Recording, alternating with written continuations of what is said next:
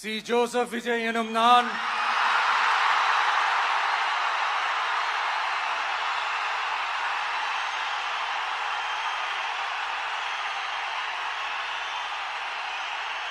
சட்டப்படி அமைக்கப்பெற்ற இந்திய அரசியல் அமைப்பின்பால் உண்மையான நம்பிக்கையும் மாறா பற்றும் கொண்டிருப்பேன் என்றும்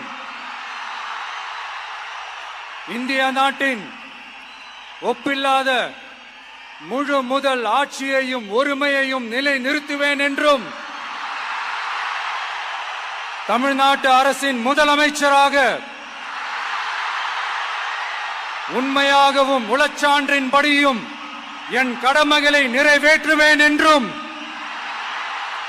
அரசியல் அமைப்பிற்கும் சட்டத்திற்கும் இணங்க அச்சமும் ஒருதலை சார்பும் இன்றி விருப்பு வெறுப்பை விலக்கி பலதரப்பட்ட மக்கள் அனைவருக்கும் நேர்மையானதை செய்வேன் என்றும் ஆண்டவன் மீது ஆணையிட்டு உறுதிமொழிகிறேன்.